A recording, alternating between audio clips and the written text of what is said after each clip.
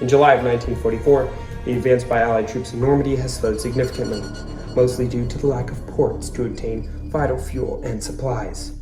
Operation Cobra has lost momentum, and the Allies are in need of an operation that will distract the German forces in the north, allowing for an easier breakthrough towards Germany. After being rejected by Allied command right before the D-Day landings in June of 1944, Operation Dragoon is reconsidered to fill this vital role. World War II in the Eyes of the Beholder presents Operation Dragoon.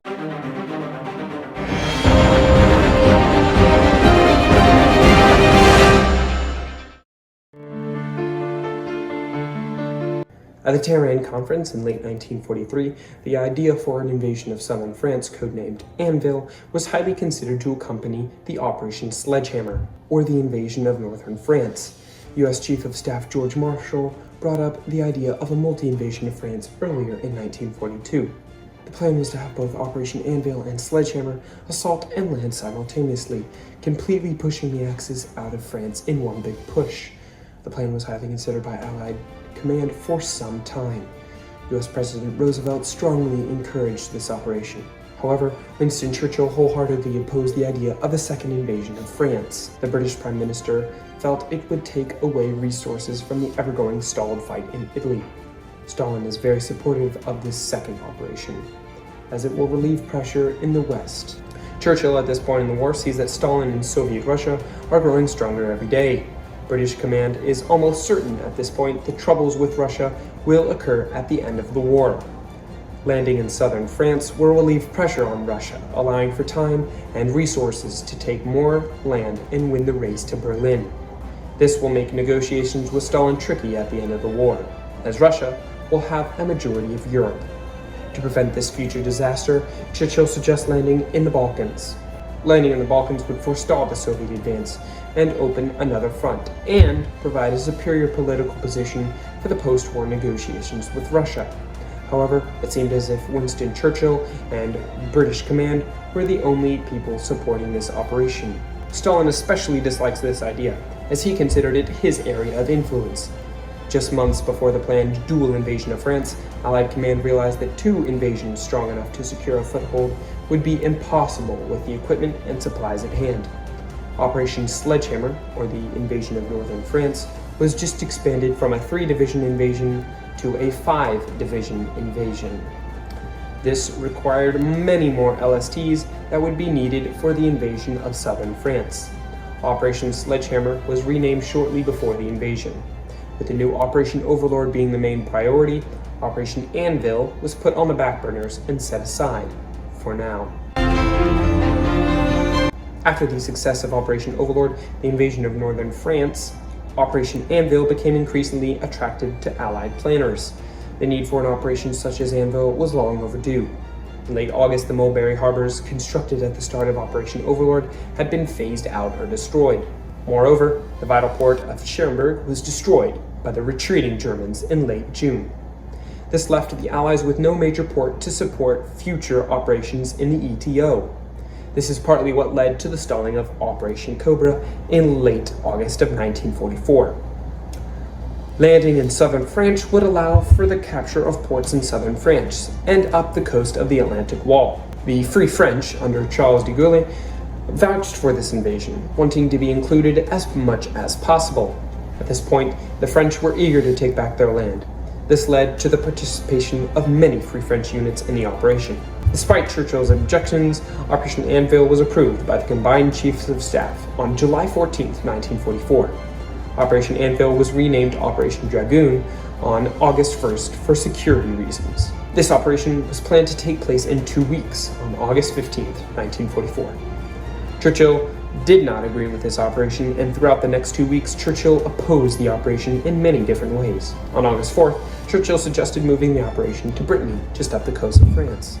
However, the operation was only 2 weeks away, and this idea was not acknowledged. Despite Churchill's lack of support, Eisenhower and Roosevelt stuck to the agreed plan, enduring many lectures by Churchill himself on the 5th and 9th of August.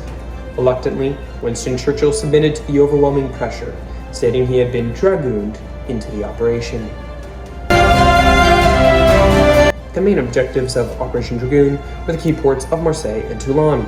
These ports were a necessity if the fight in France was to continue. As always, the landings for Operation Dragoon were to be carefully planned around problems from the Normandy landings and the landings at Anzino. One main problem with the past two landings was the enemy having the high ground. On Omaha Beach in June of 1944, the German defenders were placed atop a hill, leading to a strenuous fight to take and hold the bunkers, resulting in the lives of over 2,000 men. To avoid this problem, the Allies chose to land just west of Italy, south of Limay, along the Var coast. At 10 p.m. on August 14, 1944, ships of the Allied invasion fleet were to open up on the French coast. The bombardment was to last non-stop for 6 hours. The U.S. 8th Fleet, commanded by Vice Admiral Henry Kent Hewitt, assisted by the Royal Navy's Mediterranean Fleet, was assigned to be the naval support for this operation. This fleet boasted over 800 ships, most of which were landing boats or LSTs. The American battleships Nevada, Texas, and Arkansas, along with British battleship Ramillies and the French battleship Lorraine, were to participate in the bombardment. Helping with the transportation of airborne troops and the bombardment of the landing zones was an airborne force of over 3,400 planes. The tactical elements such as fighters and tactical bombers were to support the main invasion as best as they could, providing air support for the landing troops and the fleet at sea. The strategic element of this airborne force was to focus on bombing the German targets farther inland along with various landing spots. These bombers, stationed mostly in Sardinia and Corsica, were tasked with bombing key targets such as airports, coastal defenses, communication lines, railroads, and various larger bunkers. The air element was to start many days before the invasion, softening up the area for the incoming Allied troops. The invasion would start the morning of the 15th with Operation Romeo. Operation Romeo was the assault of Cape Niger by 800 French commandos. They were to scale a 350-foot cliff to take and destroy German artillery that could fire upon the invasion fleet. Just southwest of the Romeo landing zone, 3 regiments of the Joint American-Canadian 1st Special Service Force was to land in the Sitka sector on the Hyries Island. Their main objective was to take and capture Port Cross and Levant. German guns from these positions could present problems for the Allied landing fleet. Rosy Beach, near Trois-sur-Mer, was to be landed by Free French forces on August 15th to distract German forces and provide a bigger front. The newly created 1st Airborne Task Force, consisting of mostly American paratroopers assisted by 1 British unit, were to be the main airborne landing force for Operation Dragoon. These forces would land in the River Agens Valley near Limoy. Operation Albatross, Dove, Bluebird, and Cannery was to be the American landing sites. Operation Albatross was to be the main landing of the airborne troops, with Mission Dove being the landing of glider units. Operation Cannery and Bluebird was to be the airborne reinforcements coming at a later time. The British landings, codenamed Operation Rugby, consisted of the landing of Pathfinders of the 2nd Parachute Brigade. The Pathfinders would land first and clear the way for the rest of the American and British airborne units. The airborne troops were tasked with taking Dragoon Gun and Lemoy to prevent German counterattacks against the beachheads just south. The main invasion force, consisting of the American 7th Army, led by General Alexander Patch, was to land early the morning of August 15, 1944. The 3rd Infantry Division was to land near Calvaire-sur-Mer at Alpha Beach, followed by the 45th Infantry Division landing in Delta Sector near Saint-Tropez and Saint-Maxime. Finally, the 36th Infantry Division was to land on Carmel Beach at Saint Raphael. These American troops would land and race north to take cities of Loyon and Dijon. From there, the American 7th Army would head north to meet up with George Patton's 3rd Army in Normandy. The following day, or D+1, the 1st Free French Army and the 1st French Armored, assisted by the 3rd Algerian Infantry of French Army Group B, was to land on the beachhead secured the day before. Headed west, they were to take the ports of Toulon and Marseille, along the Atlantic Wall. A separate landing force known as Task Force Butler was to land as well. Task Force Butler consisted of mainly forces from the American 7th Army, specifically the 36th Infantry.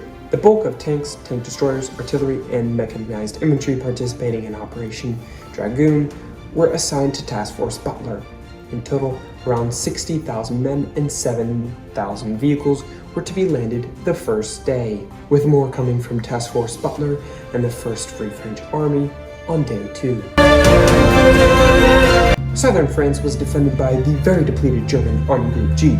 In the weeks and months leading up to the invasion of southern France, Army Group G, led by Friedrich Wyss, had been stripped of almost all their useful and vital equipment. Hitler and the rest of the German High Command never saw southern France as important as the rest of the other occupied territories. Thus, southern France was left out of almost all German planning and the distribution of supplies. However, seeing the war raging in other fronts, Army Group G was compacted and stripped of all its useful resources that could be used to help the effort on other fronts. After the Normandy landings in June of 1944, many German divisions and units were sent north in the defense of France and Belgium. This left only the German 19th Army in defense of most of southern France. The German 19th Army in mid-July 1944 was incredibly weak and unprepared, with only 11 infantry divisions and 1 panzer division. These forces were to be the main defensive force. The 11th Panzer Division was the only fully mobile unit left in the defense of southern France. However, despite being the only panzer unit available, the 11th lacked 1 battalion, which was sent to Normandy shortly before the D-Day landings. This put the 11th Panzer Division at half strength. Despite the 11th being the most well-equipped force in all southern France, General Wyss kept the 11th Panzer as a mobile reserve, being put into action where holes needed filled. The 11th Panzer had only 100 tanks and a little more than 14,000 men. The 11th Panzer was under strict control from the Führer himself. This meant the 11th Panzer could not be moved from reserves without orders from Hitler. The 250,000 men of Army Group G were mostly considered third-rate soldiers. Because of the need for materials and supplies in the north, many, if not all, of the men in Army Group G were ill-equipped. Many of these men used old weapons produced by various countries. French, Soviet, Italian, Czech, and Polish weapons and artillery made up the bulk of Army Group G's firepower. Moreover, the men of Army Group G consisted of old men and even wounded soldiers, along with many conscripted units from Poland and Czechoslovakia. These men were either drafted into the German army or chose the life of a soldier over dying. These men had very little will to fight the powerful Allies and would likely surrender at first sight. Out of the 11 divisions in Army Group G, 4 were considered static. This meant that they could not be moved by no means, and they were all but stationary. To make things worse, there were not enough men to successfully repel an Allied landing anywhere in southern France. The men of the 19th Army were spread out very thinly, with an average of 56 miles per division. With the men of the 19th Army stretched so thinly, German High Command openly considered a withdrawal before the inevitable Allied invasion. This would save the lives of many German men that could be used in the inevitable defense of Berlin. However, this idea was put on hold following the April 20th assassination attempt on Hitler. Army Group G was a ragtag group of old men and boys using old weapons from other countries. However, the German defenses were aided significantly by coastal artillery, with 75 medium or heavy caliber coastal guns placed along the coast of southern France.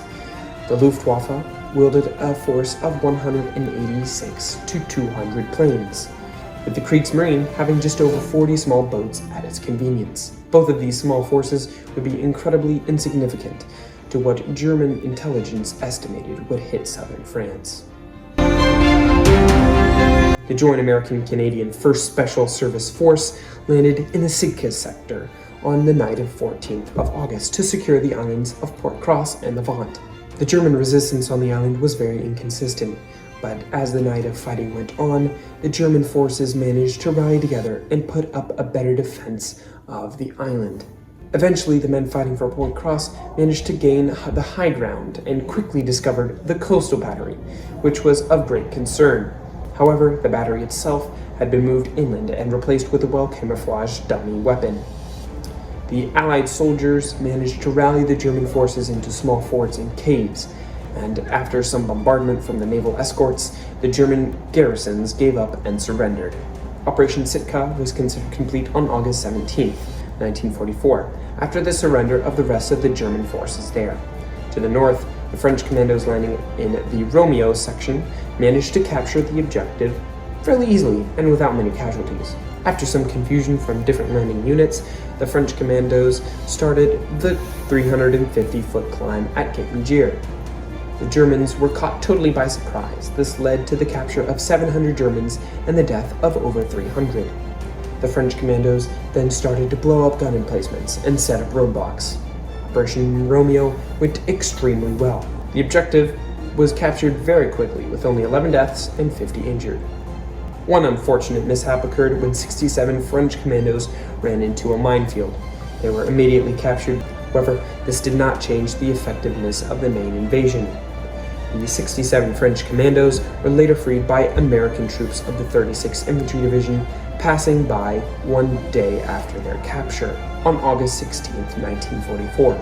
After the capture of the islands, the French commandos and the men of the 1st Special Service Force were transferred to the mainland, joining the 1st Airborne Task Force there. The 1st Airborne Task Force took off around midnight of August 15th. The first troops would land at around 3:34 a.m. The British Pathfinders then set up their beacons for the C-47s to drop the rest of their load. The rest of the men landed at around 4:45 a.m. Out of the 126 C-47s, only 73 managed to drop their load on the correct landing sites. The other 53 aircraft scattered their load all over the countryside. Some units landed 20 miles from their targeted landing sites. Despite some forces landing off target and not reaching their objectives, by 5 a.m., over 5,600 men and 150 pieces of artillery, along with 300 dummies, had successfully landed in southern France. The C-47s also managed to drop over 300 dummy soldiers over the French countryside. These dummies were dressed as American paratroopers and were rigged with explosives and noise-making equipment.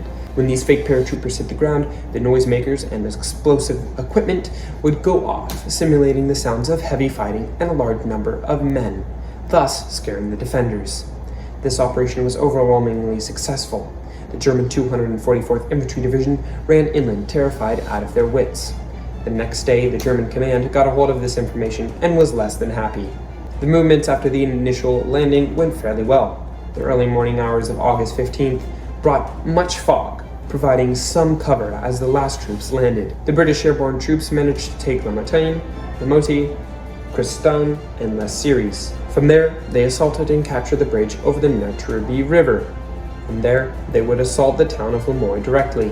The American troops landed and captured some small towns. From there, they would also follow the river to Lemoyne. Both of the British and American troops tried to take the town of Lemoyne. However, the Germans managed to successfully repel these attacks. The next day, after gaining some reinforcements, the airborne troops captured Lemoyne along with 700 German soldiers. The 1st Airborne Task Force was then ordered to hold until all hell froze over or they were relieved by the main invasion force. The airborne troops then met up with the 45th Infantry Division and were relieved later the same day. The initial airborne landings went fairly well, with only 104 Allied deaths, most of which were caused by both parachute or glider accidents. However, the Allied troops captured their objectives and held out long enough to receive reinforcements. The aerial and naval bombardment came to an end at around 7:30 on August 15th, after continuous bombing for hours. The landing crafts were loaded and the first men hit the beaches at around 8 a.m. The first LCS land-fired rockets to explode the large number of landmines, and after that it was only smooth sailing for most of the French and American soldiers. Comparatively, the Dragoon landings were very successful. The 3rd and 45th Infantry Divisions landing at Delta and Alpha beaches encountered very little German resistance and quickly captured their objectives. The only real resistance was a single German mortar position, which was silenced by naval bombardment and extensive German minefields. The 3rd and 45th Infantry were able to secure the beachheads and link up with the 1st Airborne Task Force at St. Tropez and Lemoyne. However, the 36th Infantry Division, landing at Carmel Beach near St. Raphael, experienced unexpected German resistance. The Camel sector was defended by well-placed coastal and flak guns. The landing beaches had to be shifted due to heavy resistance. After much German artillery fire, units of the 36th Infantry Division abandoned sector Carmel Red, leaving it to the bombardment of US B-24s. These units were transferred and landed at Carmel Blue and Green sectors, which ended up being far more successful. Despite this frustrating landing at Carmel Red, the Allies only suffered 95 deaths and 385 men wounded, with the highest casualty occurring at Carmel Red, with 75 men wounded or killed. However, men of the 36th Infantry Division managed to capture 236 German soldiers and secure their objectives.